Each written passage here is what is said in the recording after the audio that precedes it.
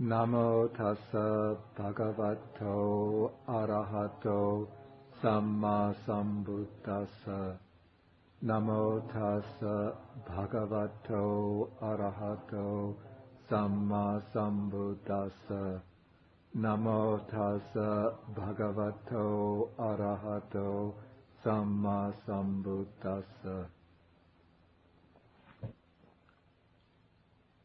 Okay, today we will be taking the Potaliya Sutta, which is Sutta number 54 in the Majjhima Nikaya, the middle-length discourses. And again, to sketch in just a little bit of the background to this sutta, or to this section of suttas that we're taking now.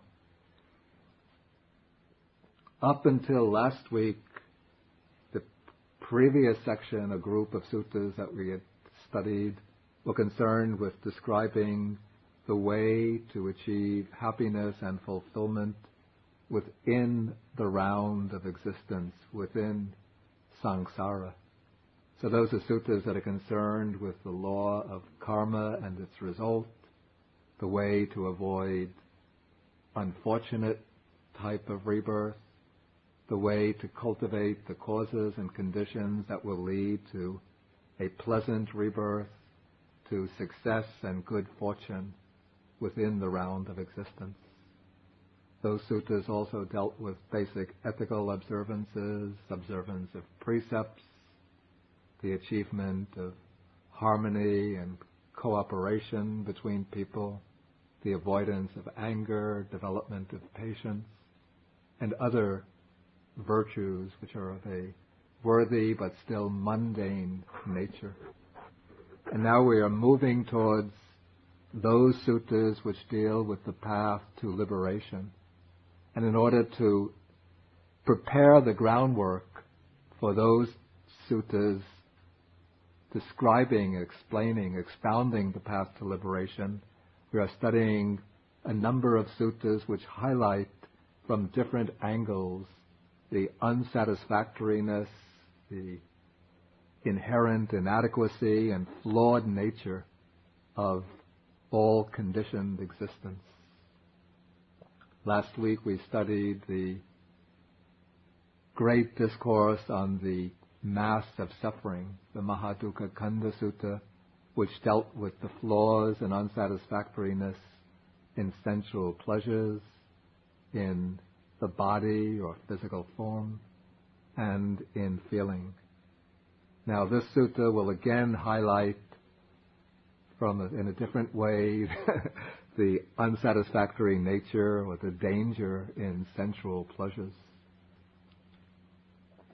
And the sutta takes place when the Buddha was living in the Anguttara country at a town named Apana. I believe the Anguttara country would have been someplace in the far east of the region of India where the Buddha lived and taught. Perhaps it extended even as far, or was located even as far east as the state of Bengal, where Bengal is today. Okay, and in the sutta, the Buddha is not accompanied by the order of monks, but he has separated himself from the monks and has gone on his alms round alone. Then after his alms round, he goes for his meal to a certain grove, a forest grove, and he sits down at the root of a tree. And while he is sitting there, a householder by the name of Potaliya, who is taking a walk for exercise, comes to the grove and approaches the Blessed One and exchanges greetings with him. And there seems to be some background story to this, but I looked in the commentary. A commentary doesn't give any explanation. And I looked in Malalasekara's Dictionary of Pali Proper Names, and it just gives the information about Potaliya based on this sutta. But there seems to be some underlying text or significance which is not quite clear to me. And so Potaliya comes to the Buddha and he's wearing a full dress. He's dressed in a quite elegant way. He's carrying a parasol and wearing sandals. Perhaps to us this does not seem very significant, but seen against the background of the social conditions of this period, the cultural conditions, he would be dressed and carrying himself somewhat like we call a dandy. And yet he thinks of himself as being a renunciant or an ascetic, as we will see. And so when you carry a parasol, it's like a mark of prestige or class. And even wearing sandals, in those days, ascetics would not wear sandals, but they would go barefoot unless they have some sore feet, delicate feet, and they would wear very basic, very primitive sandals. But he must have been wearing decorated sandals, maybe with animal figures, polka dots, paisley design. And so when he after exchanging greetings with the Buddha says to him, "There are seats, householder, sit down if you like." Of course there wouldn't be chairs there, but he's saying in effect, pull up a pile of leaves or a log of a tree and sit down. But the householder Potaliya becomes angry and displeased because thinking that the Buddha has addressed me as a householder. He thinks he's a renunciant, an ascetic. And so he just stands there, keeping silent. And then a second and a third time, the Buddha says to him, "Sit down, householder." And the second time and the third time, the householder Potaliya is angry and displeased. And the third time that the Buddha addresses him, then Potaliya can no longer restrain his anger, but he says that it's not fitting, not correct for you to be addressing me as a householder. Then the Buddha says to him that for all practical purposes, he looks like a householder. He's wearing dressed quite elegantly, carrying the parasol, a sunshade, wearing sandals.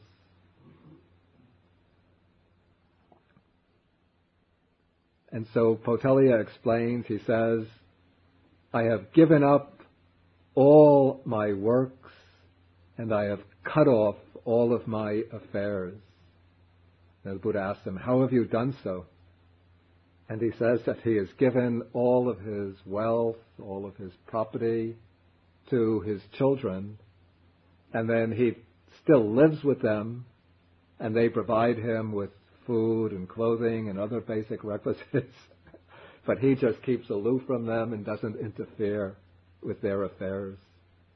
And so he's, in that effect, he's like living like a retired elder with his children. But he thinks that because he's not doing any more work, not earning his living, that he's given up all my works and he's cut off all of his affairs. And this becomes like the theme of the discourse of the sutta, this idea of cutting off one's affairs. This is a rather unusual expression. It's not a typical expression in the suttas. I don't recall any other sutta where one, apart from this one, where one encounters this expression. But the Buddha will use it as a foundation stone for constructing for a discourse. And so the Buddha says to him that the cutting off of affairs, as you describe it, is one thing, but in the Arya Vinaya, that is, the discipline of the Noble One, the cutting off of affairs is something quite different. And here this important expression, Vohara Samucheda, has several shades of meaning. The commentary explains, first, the usual typical meaning of Vohara is business dealings. Vyavahara means to conduct transactions, to sell and buy things. Then it has another shade of meaning, Vohara, as expression or term of reference.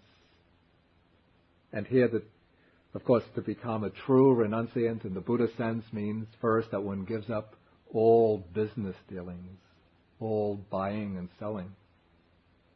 Then Vohara has the other sense of a designation or a label, a labeling. Designation, expression, label. And so here the Buddha is going to explain how one gives up the designation of being a householder and becomes a true renunciant.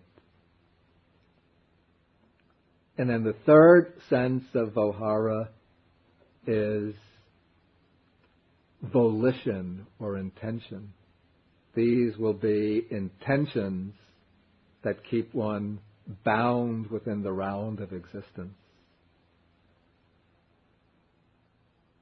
Particularly at the deepest level, Vohara seems to be referring to the fundamental defilements, the deep underlying defilements which keep one in bondage.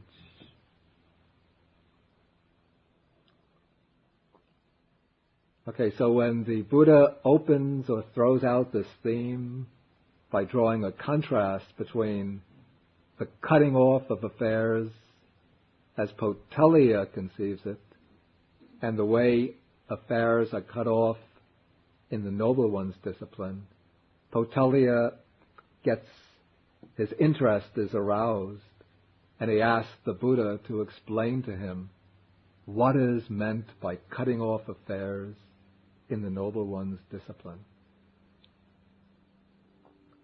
And so the Buddha begins first with a very concise explanation.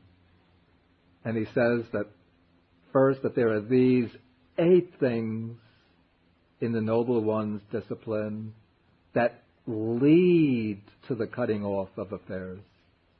And in the outline, I've highlighted, I've italicized the words lead to indicate that this is not the actual cutting off of affairs, but these are preparatory stage for the cutting off of affairs. And there are 8 things.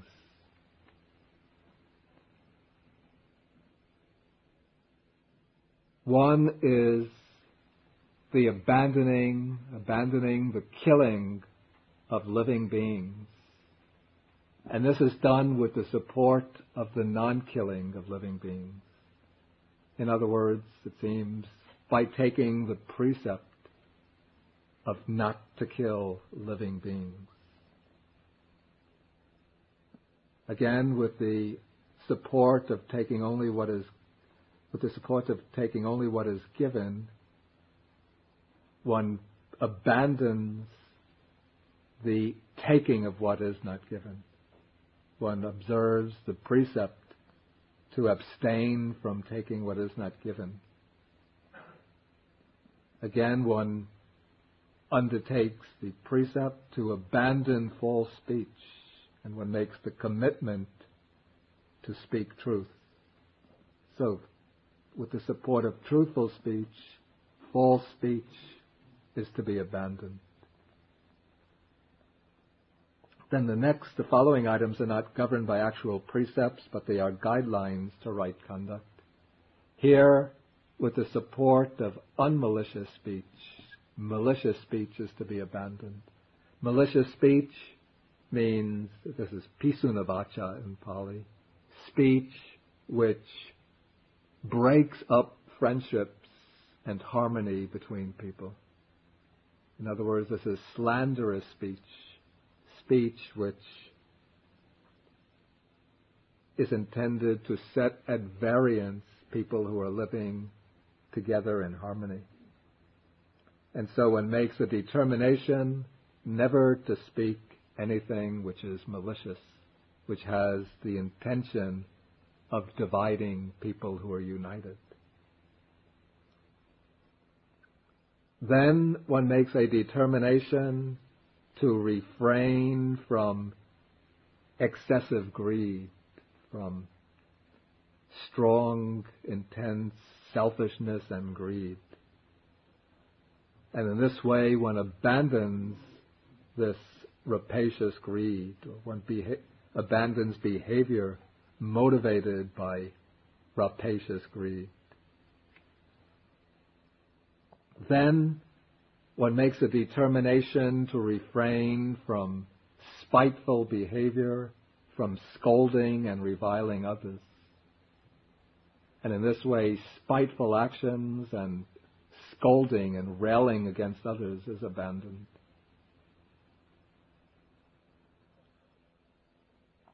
And then the next phrase, I don't know that it's translated correctly here. It's kodupayasa. Now I would take it almost as being two items, anger and despair. Or maybe it could be misery produced through anger. So one makes a determination to, I would understand it to mean that one makes a determination to refrain from anger. And by refraining from anger, then one abandons the despair and misery that arise when one burns and blazes with anger. And then with the support of non-arrogance, arrogance is to be abandoned. Arrogance here is, in Pali, the word is atimana.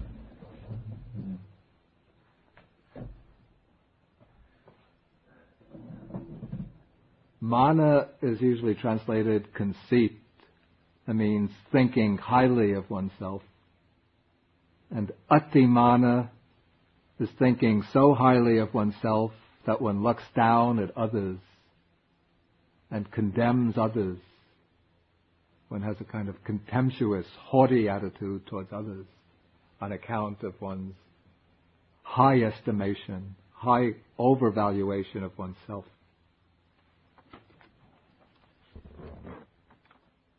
Okay, now Potaliya is somewhat perplexed by this very concise statement of the Buddha. And so he says that he would appreciate it if the Buddha would explain to him in detail these 8 things that lead to the cutting off of affairs. And so now the Buddha is going to explain how a noble disciple embraces or takes up these 8 things that lead to the cutting off of affairs. Here we move to paragraph 6. Okay, we begin with the principle, with the support of the non-killing of living beings, the killing of living beings is to be abandoned. What is the meaning of this? Here, a noble disciple reflects, I am practicing the way to the abandoning and cutting off of those fetters because of which I might kill living beings. This is a very important word in the Buddha's teachings that we come across again and again, the word fetters.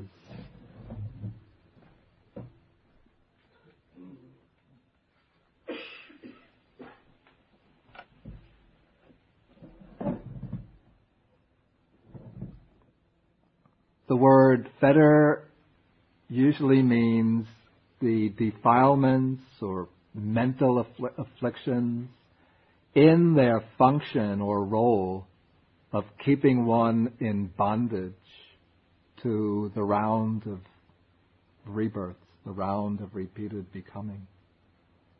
And the noble path of the Buddha is proclaimed precisely to show, to bring about the cutting off of these fetters, so that when all of the fetters are cut, one gains final liberation. Usually the texts, as we will see later, enumerate 10 fetters. This is the classical formulation. 10 defilements that keep one in bondage.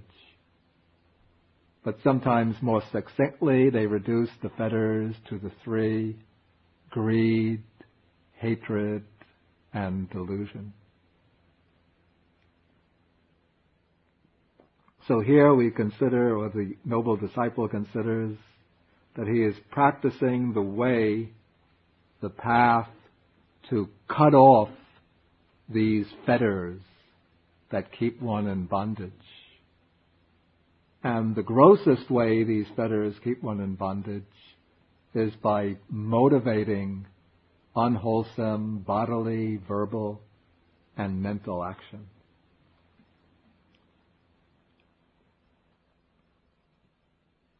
Okay, so now to encourage himself in his effort to abandon the fetters, he reflects that first, if I were to kill living beings, I would blame myself for doing so.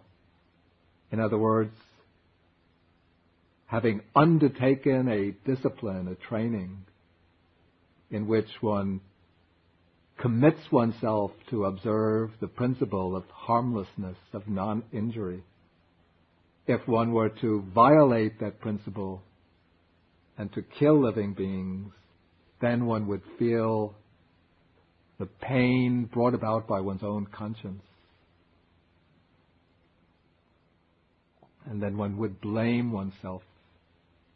And this activity of restraining oneself from any kind of harmful or unwholesome behavior on account of fear of self-blame. This is an expression of a particular quality that is called in Buddhism the sense of shame, or in Pali, hiri. The Buddha speaks of two basic or two mental factors, two qualities, principles, which are, in a sense, the underlying springs of moral behavior. One is the sense of shame. The other is fear of wrongdoing or moral dread. In Pali, hiri and ottappa. Through the sense of shame, one doesn't want to commit unwholesome action because it will disturb one's own conscience. And one experiences a sense of oppression, of affliction, through the reminder in one's own mind that one has committed unwholesome action. One is falling from one's sense of honor, so to speak, one's inner sense of honor. But the sense of moral dread is a fear of the consequences of unwholesome behavior. And one of these is that if one engages in unrighteous action here and now, other people, the people that one respects, the wise and virtuous people, might investigate one's behavior and criticize you for doing so. And then the other aspect is that by engaging in such unwholesome action, one creates unwholesome karma, unskillful karma, which could lead to an unhappy rebirth, a rebirth even in the plains of misery. Okay, then the noble disciple reflects that this killing of living beings is itself a fetter and a hindrance. Here again, the text uses two important doctrinal terms. One is fetter, sangyojana, which I just discussed. The other, hindrance, in Pali, it's the word nivarana.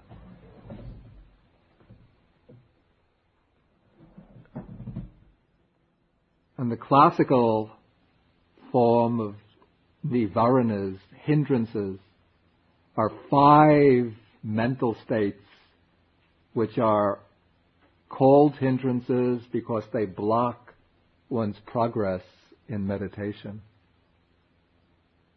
We'll come across these in later suttas just very quickly.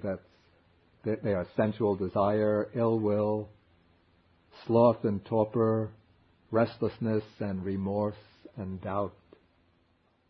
But here the Buddha is saying that the killing of living beings itself is a fetter, in the sense that it binds one to the round of existence, and it's a hindrance in the sense that it blocks one's progress on the path to liberation. And then he says that while taints, vexation, and fever might arise through the killing of living beings, there are no taints, vexation, and fever for one who abstains from killing living beings. Here again, there's an important doctrinal word here. The word is asavas, which is translated taints.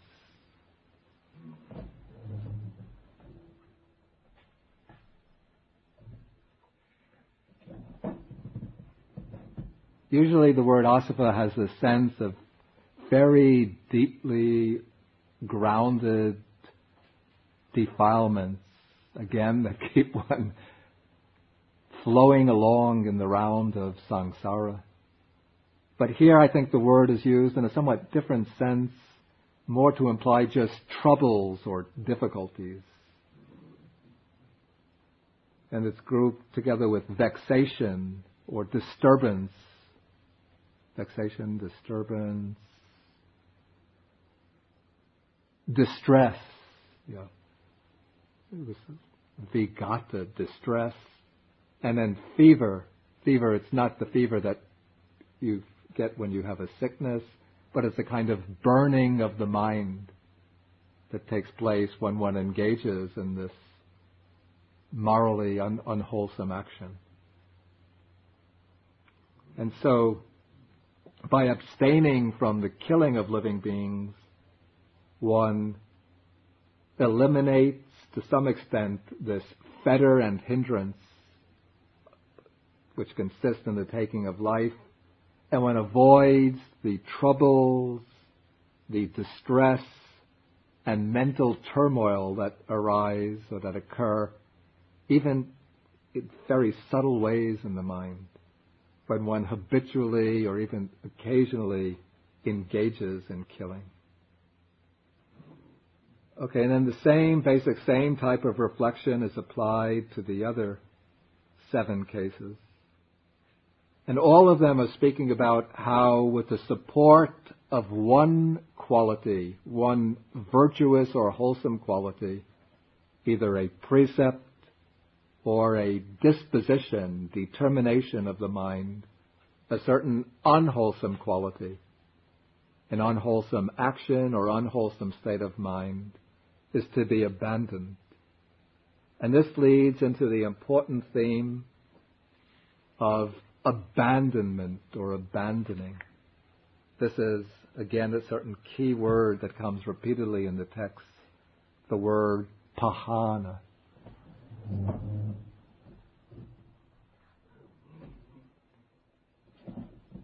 Sometimes it's translated getting rid of, abandoning, elimination, giving up.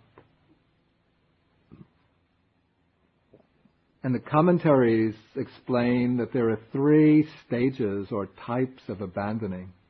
And this is a very useful interpretative a very useful interpretative rule for understanding the suttas. Okay, one is abandoning by way, I translate this, abandoning by way of factor substitution.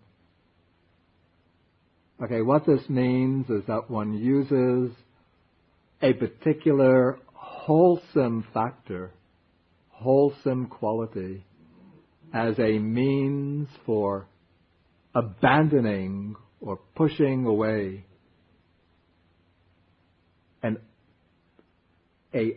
an unwholesome quality, which is the exact opposite of it. And this is what is involved when one undertakes precepts. When one undertakes the precepts, then one takes a guideline to right action. One makes a commitment to that guideline, and that serves to enable one to abandon the unwholesome type of behavior, which is its exact opposite. And one uses this type of factor substitution, well, if one is training oneself, many times during the day when, say, an unwholesome thought arises, then one looks at that thought, considers that it's an unwholesome thought, and one will use some reflection to remove it temporarily. Say, if it's an angry thought, then you might think, angry thoughts are very dangerous. If I give way to this angry thought, I'll create trouble for myself, trouble for others. And so one uses this reflection to eliminate temporarily this unwholesome thought.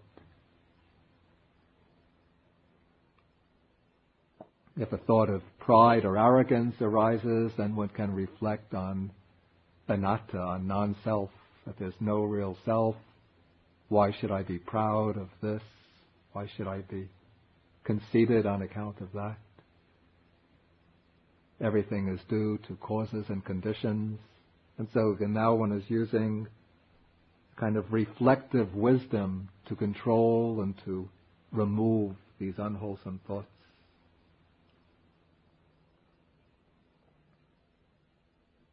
Okay, but this type of factor substitution is not very secure, not very reliable.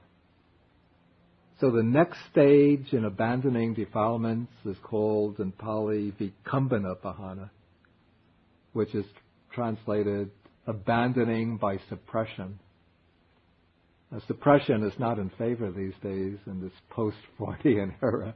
But suppression here doesn't mean repression, that is pushing something away without being aware of it.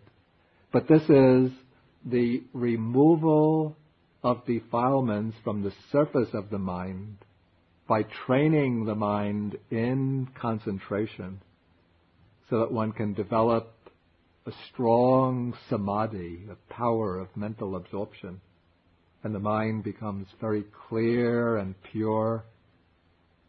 But this clarity and purity of mind does not come through the ultimate elimination of the defilements, but through the force of mental concentration. In this case, to compare with factor substitution might be compared to if there is a rotten peg in a block of wood and you want to get rid of it, say it's performed some important function, you want to get rid of it, then you take a hammer and another peg and you knock it out. But now, abandoning by suppression, this is like if you have water with a lot of mud in the water, mixed in the water. You let the water stand until the mud settles to the bottom of the bowl. Then you have clear water inside the bowl, but still there's mud on the bottom. Okay, so the next stage in abandoning is called abandoning by eradication. This is the complete elimination of the defilements by cutting off their subtle underlying roots. And this is the function of prajna, or wisdom. This is like after the mud has settled in the cup, this is like scooping out the mud so that there's no more mud remaining in the cup.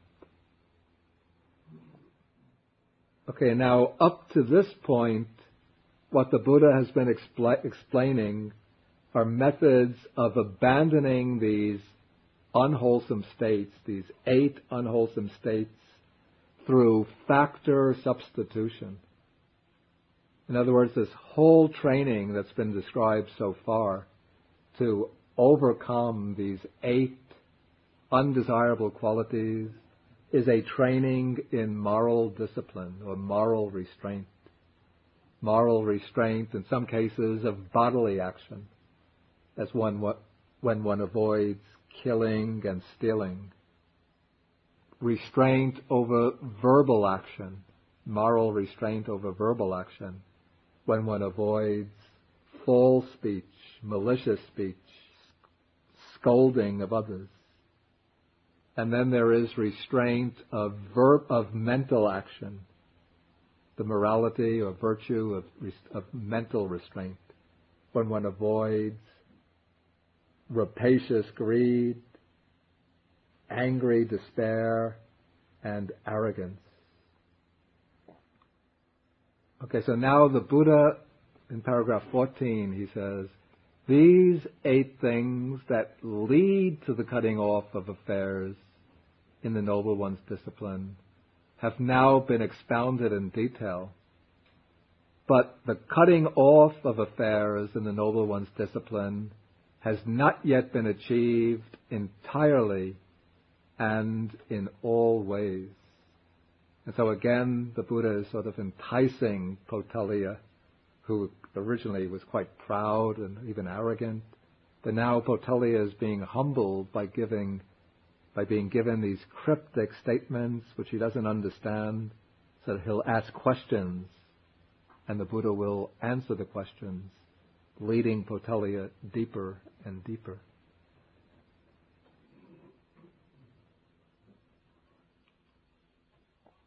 So now Potaliya asked the Buddha if he would explain how the cutting off of affairs is achieved entirely and in all ways. And the Buddha sets out to explain to him. But the Buddha doesn't do so in a very direct way. But now the Buddha is going to show the way to the deeper meditative attainments by highlighting, underscoring the danger, the unsatisfactoriness, the flawed nature of sensual pleasures. And the Buddha is doing this in order to show, again, or let us say, to pave the way to the attainment of the jhanas, or meditative absorptions. Because the meditative absorptions, the deep stages of deep samadhi, depend upon the overcoming of sensual desire. The formula for the first jhana, the first absorption, says vivijeva kamehi vivicha akusalehi dhammehi. That is, by separating oneself from sensual pleasures, by separating oneself from unwholesome states of mind, one enters and dwells in the first jhana, the first absorption. And so to prepare the mind for the attainment of the absorptions, one has to attenuate, to weaken the grip of sensual desire on the mind. And the Buddha prepares his disciples for this by teaching them the unsatisfactoriness or flawed nature of sensual pleasures, and sometimes he uses these similes. If anybody has a delicate stomach, I will give you a moment to leave. These are rather strong. And this is not the way the Buddha typically explains discourses to householders. But it seems Potaliya must have had some hidden potential for the Buddha to use these very powerful similes. Okay, first there's a simile of a dog waiting, a hungry, weak dog waiting outside a butcher's shop. And you who are living in the West, you don't know what a dog lives like in Asia, in South Asia. Sometimes you see these dogs, they don't have homes, they're not taken care of, but they just wander the streets. They get their meals entirely by chance. If people throw food out, they'll get something to eat. But whenever people throw things away, there will be maybe 20, 30 dogs waiting for the food to be disposed of. And so they'll all come running to get the food. And the weaker dogs are repeatedly being elbowed out, and they don't get anything. So sometimes you see these dogs which are very thin, very ravished with hunger.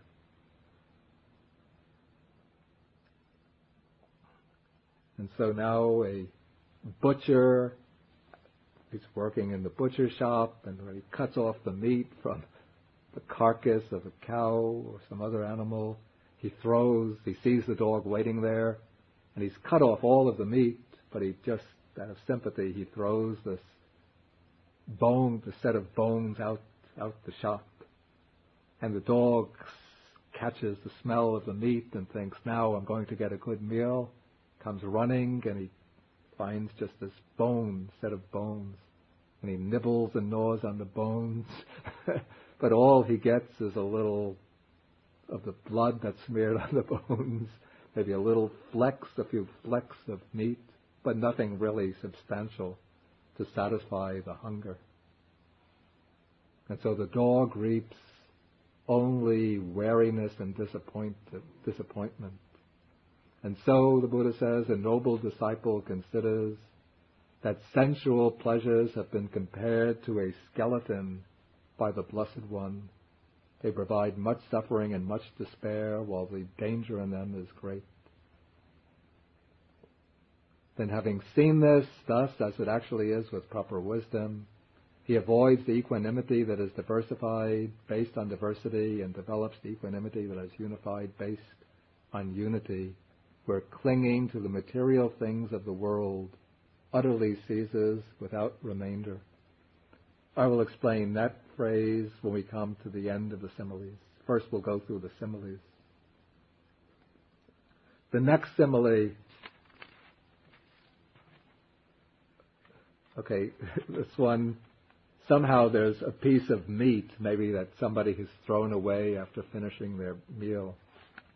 And then a bird of prey, like a vulture, heron, hawk, or most usually in Asia it would be a crow, will come and swoop down and pick up that piece of meat and think, now I have a delightful meal, pick it up and fly away with it. But again, this is something one sees in Asia.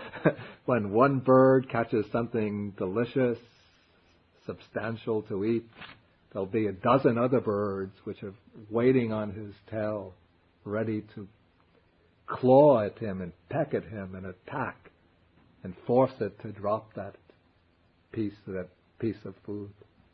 And so when our bird seizes that piece of meat and starts flying away, then vultures, herons, hawks pursue it, pecking at it and clawing it. And if that first bird doesn't let go of that piece of meat, then it might incur death or deadly suffering. And so again, the noble disciple reflects that sense pleasures are of the same nature.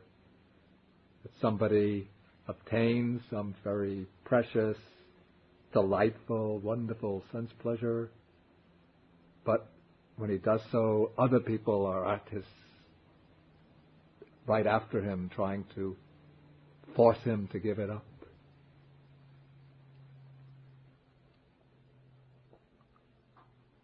The next is a blazing grass torch.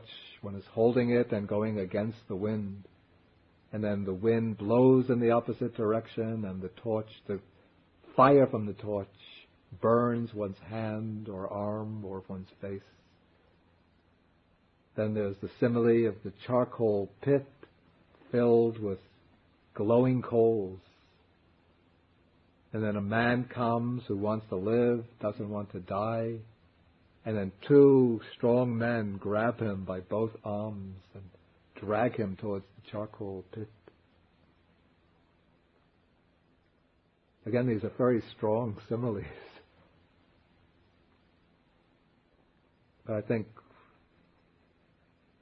the idea in this one is that when people go in pursuit of sensual pleasures, and particularly when they don't observe moral scruples in regard to that the pursuit of sense pleasures, then they commit all sorts of unwholesome actions which will lead them into rebirth and planes of misery. In the next simile, we have a man dreaming a beautiful dream, seeing lovely parks, groves, meadows, and lakes. And then on waking up, one sees all vanishes. Nothing in it was real, nothing substantial.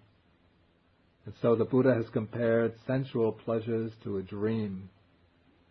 That is, one thinks that they are beautiful and wonderful when one first gets them, but after one has enjoyed them for some time, then they become hollow, empty, pointless.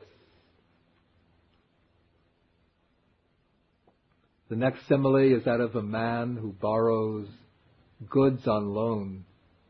He borrows a fancy carriage and fine earrings. Maybe today he would borrow a car belonging to a friend, or just rent a car to show off. Well, maybe he buys a car on this installment plan, though he can't really pay for it. And he might buy or rent jewelry to show off and show that he's very wealthy. And then when he goes out into a public place, and when people see him, they say, that's a wealthy person, very prestigious person. But then the owners see him and they say, you have to give those things back. You're just borrowing them from us. And then when he gives them back, then he feels very dejected. So he's just putting on a false show of being wealthy. And so sense pleasures are of the same nature. This man who borrows the things, he gets a little satisfaction when he's showing off. But when people demand the goods back, then he is embarrassed and humiliated. Similarly, sense pleasures give temporary satisfaction, but in the long run, they lead to suffering and misery. Then the last simile is that of a tree, which is laden with fruit, and a man comes who wants to enjoy the fruit, so he climbs up the tree and he starts to eat the fruit, enjoying himself. Then another man comes along who wants fruit, and he thinks that he will cut the tree down and eat the fruit. So he starts cutting away. He doesn't pay any attention to the first man in the tree until, as he cuts, the tree falls and the first man becomes injured or even dies. And so with this idea in mind, the Buddha has compared sensual pleasures to the fruits on a tree. Okay, now we come back to this phrase, having seen this thus as it actually is, with proper wisdom, the noble disciple avoids the equanimity that is diversified based on diversity, and develops the equanimity that is unified based on unity, where clinging to the material things of the world utterly ceases without remainder. And now this is, again, I wonder how this would have been understood without some more elaborate explanation at the time. Because the meaning depends upon, it has to be filled in by reference to other texts. And conveniently, we have one such text with us in Sutta number 137, paragraphs 17 to 20.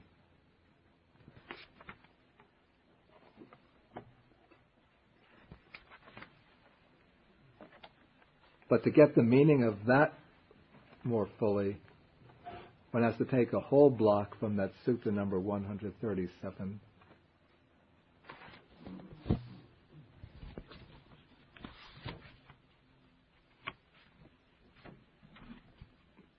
Where the Buddha sets up a series of contrasts between, there are several sets of six. There are the 6 kinds of joy based on the worldly life. That would be the joy, the pleasure that arises from enjoying the 6 sense objects. Forms, sounds, smells, tastes, touches, and ideas, mental objects. So when one gains some delightful form, hears some beautiful sound, smells a beautiful scent, eats delicious food, touches some delectable tactile object, thinks delightful thoughts, then this brings some kind of joy and pleasure. But then there are 6 types of joy based on renunciation. This is the joy that comes from contemplating, from discerning the impermanence of form, sound, smells, tastes, tactile objects, and mental objects.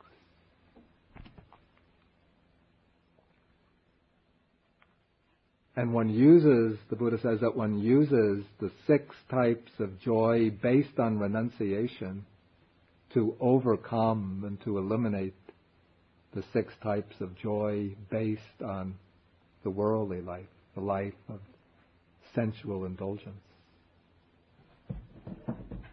Then there are 6 types of sorrow based on the worldly life. That is, when one fails to get some sensuous object that one wants, form, sound, smells, then one feels miserable and upset. But the 6 types of sorrow, there are also 6 types of sorrow connected with the life of renunciation. The text says that when one is contemplating the impermanence, change, fading away and cessation of forms, and sees the universal impermanence of all forms, and one yearns to enter upon the stages of liberation, but one is not yet mature enough for that attainment, then one feels some grief or sorrow because of that. And this relates to all 6 sense objects. Then there are 6 types of equanimity based on the worldly life. Here the word equanimity is upekkha.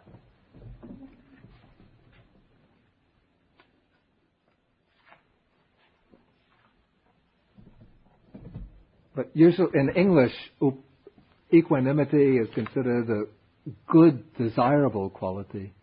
So in the case of the worldly type of upekkha, we might render it instead as apathy or indifference. This is the apathy of the ordinary person, the spiritually undeveloped person.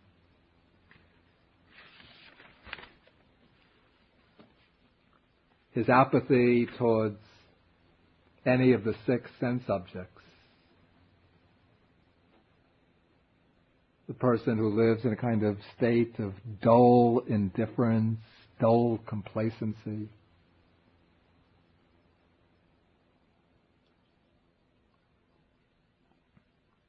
But in contrast to this are the 6 types of equanimity based on renunciation. And this is the equanimity that arises when one sees and penetrates with wisdom the impermanence and changeful nature of all forms, sounds, smells, taste, tactile sensations, and mental objects. And the Buddha says again that one uses the 6 types of sorrow based on renunciation to overcome the 6 types of sorrow based on the worldly life. And one uses the 6 types of equanimity based on renunciation to overcome the 6 types of equanimity or indifference based on the worldly life. But even this equanimity that is based on renunciation, when it is relating to different sense objects, is still called equanimity that is diversified based on diversity. Here, if you look on page 1070, paragraph 17, the Buddha says that there is equanimity that is diversified based on diversity, and there is equanimity that is unified based on unity. And what is the equanimity that is diversified based on diversity? It is equanimity regarding form, sounds, odors, flavors, and tangibles, tactile objects. Then what is the equanimity that is unified based on unity? It is the equanimity regarding the base of infinite space, the base of infinite consciousness, the base of nothingness, and the base of neither perception nor non-perception. Those are the 4 formless meditative attainments. But in between the equanimity based on diversity and the equanimity of the formless attainments, there are the 4 jhanas, or meditative absorptions. And so in ordinary sensory experience, the mind takes diversity of objects. The objects are always changing. We see forms, hear sounds, think thoughts, taste flavors. The mind is always changing, even if one is very highly developed spiritually, but still there's constant change of the object. The mind is moving from one object to another. But in the process of developing samadhi or concentration, one is leaving aside the diversity of the sensory world, and one chooses a very simple, very easily accessible object, like the breath, or it could be a kasina, a colored circular focal object, and one is directing the mind repeatedly to that object. So even though stray thoughts will arise, but whenever they arise, one lets the thought go and brings the mind back to the object. And so the mind is being constantly focused upon a single object, moment after moment after moment, until as one's faculties mature, then the faculty of mindfulness is being matured so that one is continually attentive to the same object. Faculty of energy is getting strengthened so that the power of attention becomes stronger. And through the combined work of mindfulness or attention to the object and energy or effort, the faculty of mental focus is also being strengthened to the point that the mind eventually becomes fully unified and settled on the object. It enters the preliminary state of concentration.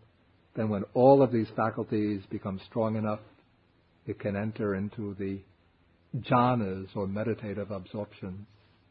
And as it does so, the mind becomes unified. Unified in the sense that it's not scattered by wandering thoughts, stray thoughts, and it's not scattered by changing objects, the diversity of objects, but it's fully focused and absorbed in this single object, which will be some type of form.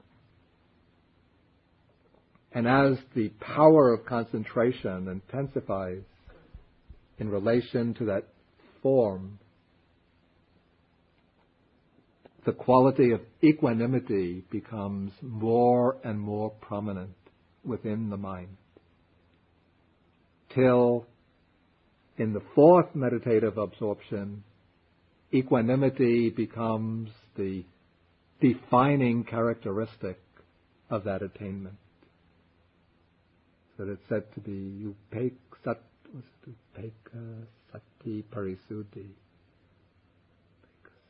Yep, Upeka Sati Parisuddhi. It's characterized by the purification of equanimity and mindfulness. And then beyond the fourth jhana or absorption are the four formless absorptions. And in these states, both the fourth jhana and the four formless attainments, the equanimity is said to be unified based on unity. Of course, it's equanimity directed to a single object, an unchanging object, a steady object, and an equanimity in which the mind is perfectly composed, perfectly collected.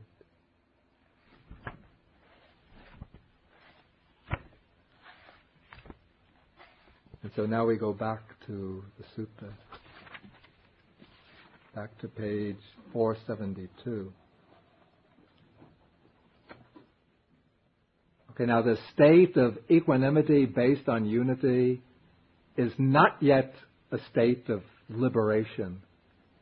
It's not even a state of wisdom, but it is simply a state of concentration, very, very deep concentration, in which the mind is perfectly poised, perfectly collected, and it's described as a state of, in the text here, a state of supreme mindfulness whose purity is due to equanimity.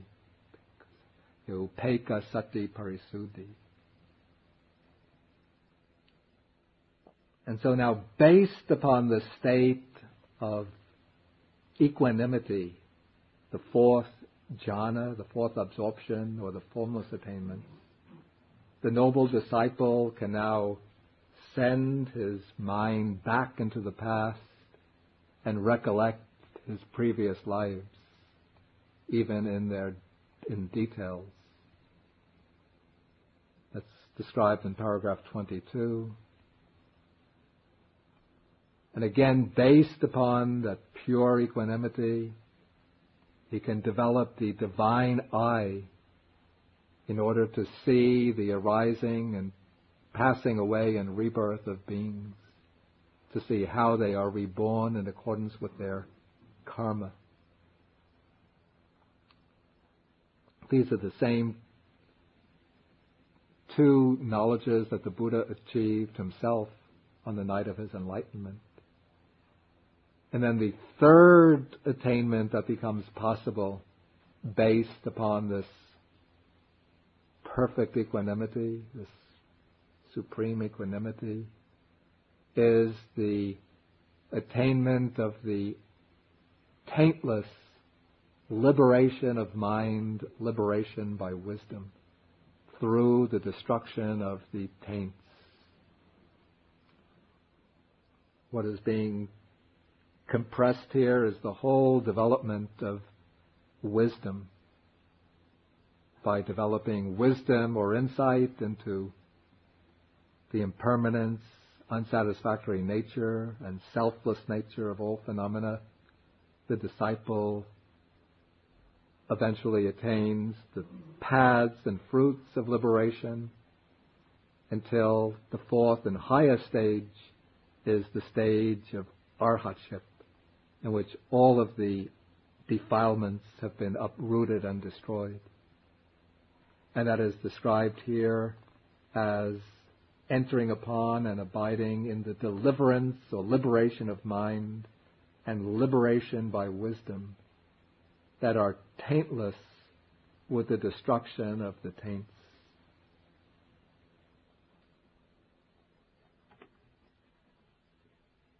And now the Buddha says, at that point, the cutting off of affairs and the Noble One's discipline has been achieved entirely and in all ways. And so now the Buddha, in a sense, has completed the exposition, the explanation of how all affairs are cut off entirely in the Noble One's discipline. And now he, in a sense, throws the ball back into the hands of this householder Potaliya and says, "What do you think, householder? Do you see in yourself any cutting off of affairs like this cutting off of affairs in the Noble One's discipline when it is achieved entirely and in all ways?" Then Potaliya, now he's in a sense been humbled, and he says, "Who am I that I should achieve any such cutting off of affairs?" He's probably living quite comfortably. One would assume that since he's dressed elegantly with a parasol, it's a sign of upper class status. Maybe it's a mercantile family. So his children might have a whole story for him, a suite, what you call a suite of rooms. They bring him his food every day. Whenever he wants to eat, he can eat, enjoy taking nice strolls, living quite comfortably and leisurely, and think that I've cut off all affairs. And so now the Buddha has explained what the true cutting off of affairs means. And so now he is moved with admiration for the Buddha, and he makes a kind of confession that previously he thought that wanderers of other sects, he must have had some affiliation with some of the other ascetic communities of the time, and he thought that they were thoroughbreds. Here by thoroughbreds doesn't mean horses, but a thoroughbred was used as a figure of speech to indicate a well-trained person, a person who's fully accomplished in spiritual matters. And so the Buddha speaks of Puri Sajaneya. The thoroughbred person. And the Potaliya must have had also from this paragraph, it seems, almost a contemptuous attitude towards the Buddhist monks, thinking that they were not thoroughbreds. Perhaps because the Buddhist monks didn't observe the extreme ascetic practices that some of the other communities followed, and so the other ascetics would have been observed very austere practices, fasting, and so on. So he might have been an admirer of them. But now he's learned what the Buddha's path to deliverance entails. So now he recognizes that the wanderers of other sects are not true thoroughbreds, whereas the Buddhists, the bhikkhus, the Buddhist monks are the true thoroughbreds. And so now he says that the Blessed One has inspired in me love for recluses or ascetics, confidence in ascetics, reverence for ascetics, and then he declares himself a follower of the Buddha by taking the threefold refuge and asking the Buddha to remember him as a lay follower who has gone to him for refuge for life. And with that, the sutta is completed. Any questions, comments? Yeah.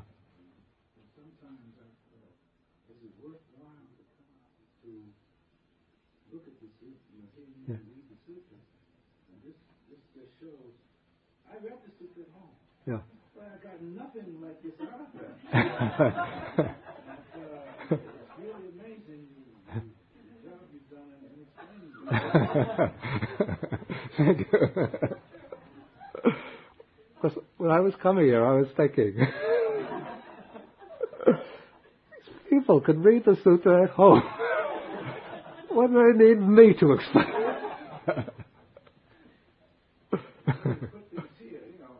had no idea. Well, I had an inkling. Yeah. With the support of the abandoned. Yeah. And I thought, well, what could they possibly mean by that? That's an idea. Like, okay, I'm on the road, and this road's going to lead somewhere. Yeah. The fact that I'm on the road is helping. But it's, you explain it so clearly, much clearer than it is in the text. Well. I have to say that. No, we didn't pay Wait. We did not pay Yeah. Hello, Buddha. Got a complaint. Well, the Buddha didn't make it. I've read that. I have to say, this is an interesting point, and it seems to me, this isn't a complaint, but that the suttas are actually probably, and I've never seen this discussed in scholarly papers, the question, what exactly is a sutta? Is it intended to be a verbatim report of what the Buddha actually said, or a kind of, what they call a précis, synopsis of what he said?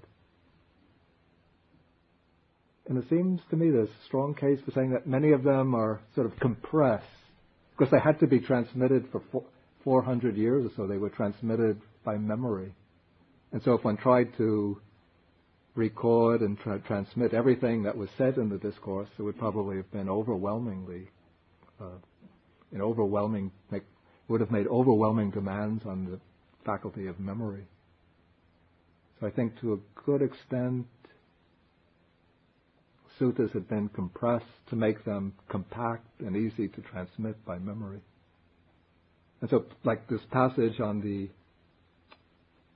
contrasting equanimity that's diversified with the equanimity based on unity.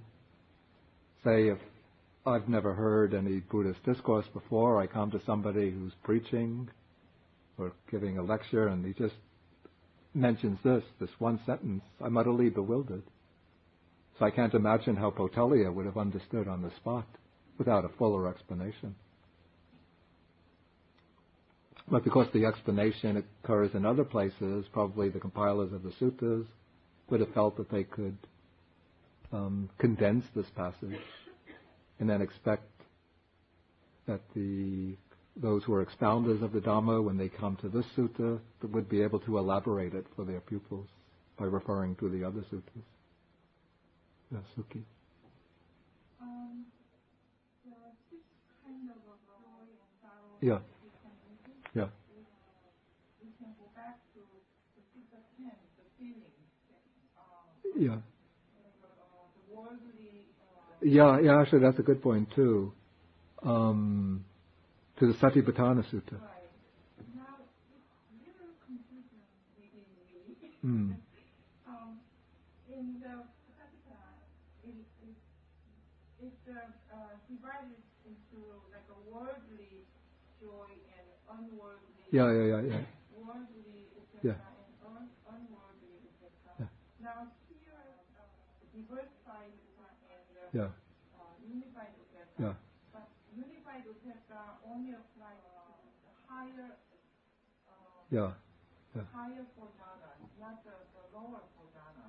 Well, one could see a movement from the diversified. Wait, say again your point. It just. Where does the first jhana to fourth jhana? Yeah, okay, that's a good point. They would seem to be approximations to the equanimity based on unity. Of course, even in the lower jhanas, one is given up the diversity of objects. But in the lower jhanas, equanimity is not yet a very prominent characteristic, because the first three jhanas,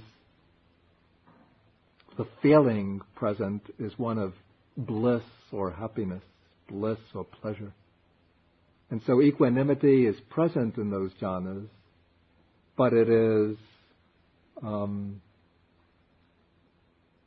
not very prominent, because it's sort of overshadowed by the blissful feeling. It's something like maybe if there's a full moon, but you're in Manhattan, where there's a lot of illumination, buildings have their lights on.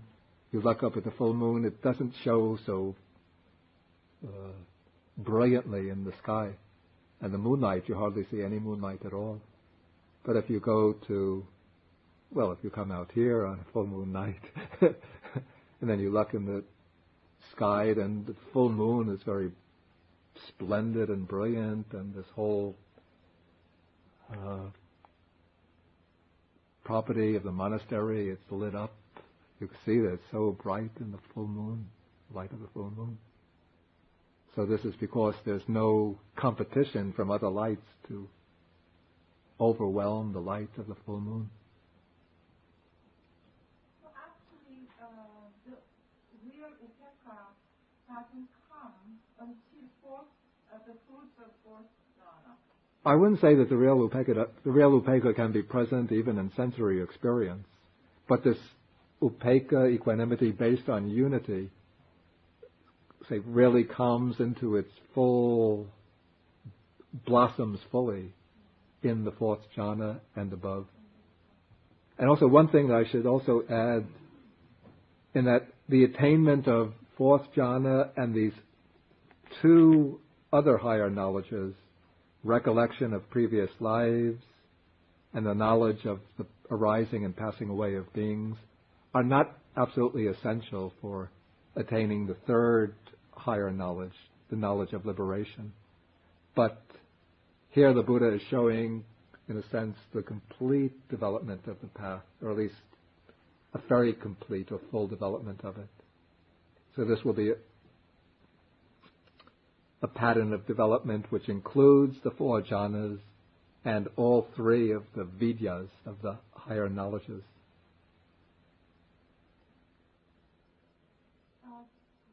The jhanic joy and the sorrow and upekkha, those you can call unworldly. Yeah. In fact, the word here, this clinging to the material things of the world, that expression, that material things of the world, is amisa. Yeah, it's the same word used in the Satipatthana Sutta in relation to feeling. Amisa originally means like a lump of food, I think. Then it's used to mean bait, the bait that a fisherman uses to catch fish. Then it means any kind of attractive physical object, any kind of carnal enjoyment. Yeah, did you have... Yeah, that is actually the fourth jhana and above. We'll come to this the full jhanic formulas in a later sutta, so don't worry about it too much now. Yeah. But that phrase, supreme mindfulness whose purity is due to equanimity, that is like the capstone description of the fourth jhana, as we'll see. There was a hand up. Yes, I have questions regarding practices from others, moral good, and seek to avoid dangerous But what I like to direct it towards one's, let's say, own being. Now, where does it fit in that you would not do for the sake of the other person? It's just about, I'm interpreting, just about how I feel about it. Yeah. I'm not quite sure I understand the question. I'm trying to say... This is in referring to paragraph 6. 2 of the outline. Yeah. Oh, okay, but 6 of the sutta, okay. Yeah, I'm trying to say that to avoid self-blame and all these things, wouldn't it be important to do those things not just for yourself? Oh, that is definitely true. There are other suttas which deal with the observance of the precepts from that angle. But here, this is just the particular way that the Buddha is explaining here. Okay, I think we have to stop now. It's almost 8:30. Okay, we conclude with the dedication of merit. Akasata chabumata devanaga mahitika punyantang anumoditva chirang rakantu sasanang Akasata ca bhumata deva naga mahedika punyantang anumoditva chirang rakantu desanang. Akasata ca bhumata deva naga mahedika punyantang anumoditva chirang rakantu mang parang. Etavata ca mehi sampadang punya sampadang Sabbe devanumodantu sabba sampati siddhya. Etavata ca amhehi sampadang punya sampadang. Sabbe bhutanumodantu sabba sampati siddhya. Etavata ca amhehi sampadang punya sampadang. Sabbe satanumodantu sabba sampati siddhya. Siddhya. Siddhya. Siddhya. Siddhya. Siddhya. Siddhya. Siddhya. Siddhya.